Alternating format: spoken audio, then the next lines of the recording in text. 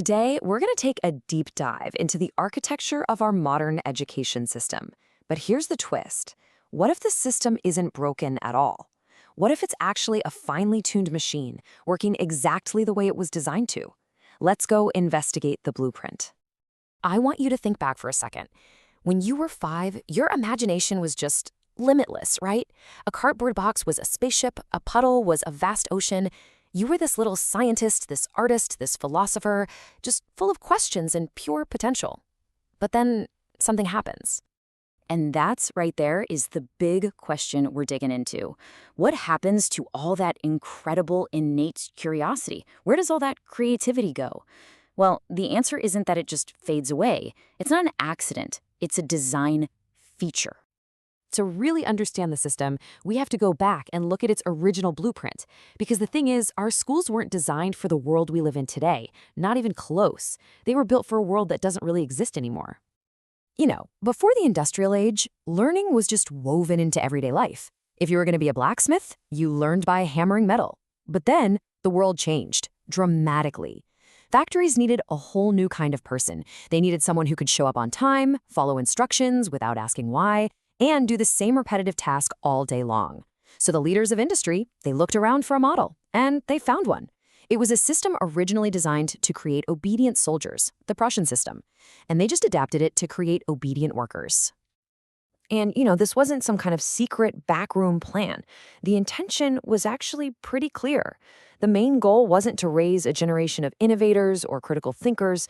The goal was to build a reliable, predictable workforce to power the new industrial machine. Really, it was about social engineering on a massive scale. Okay, so how does this machine actually work? Let's pop the hood and really look at the individual gears, piece by piece, that keep the whole thing running.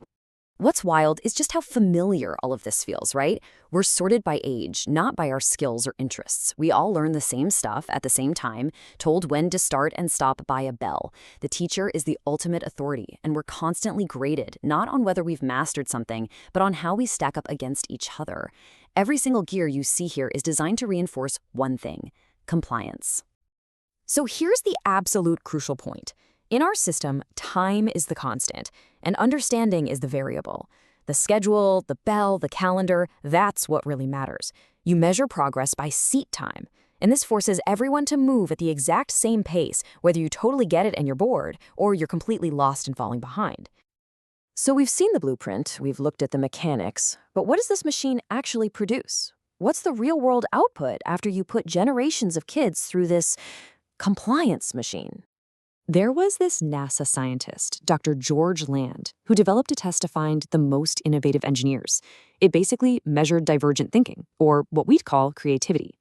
So, just for kicks, he gave this test to about 1,600 5-year-olds. The result?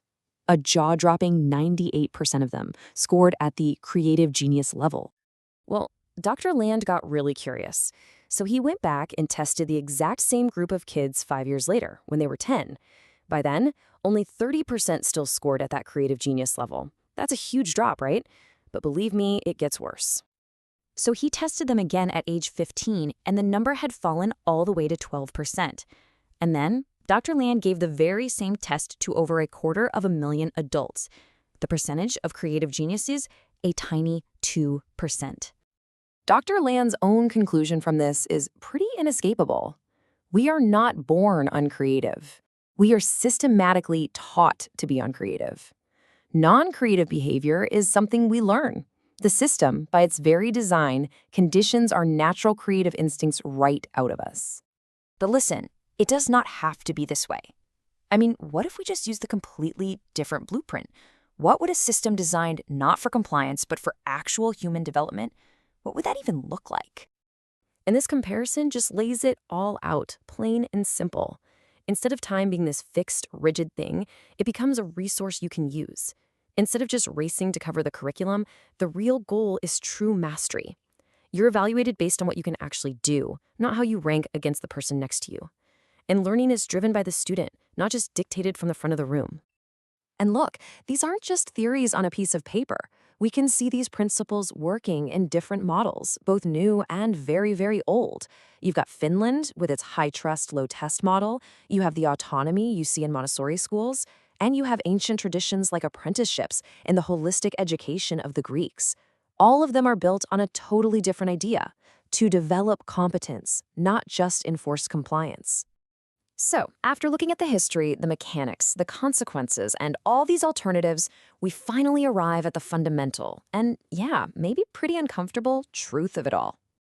Just let that sink in for a minute. All the frustration, the students who feel lost, the crushed creativity, none of that is the result of a system that's failing.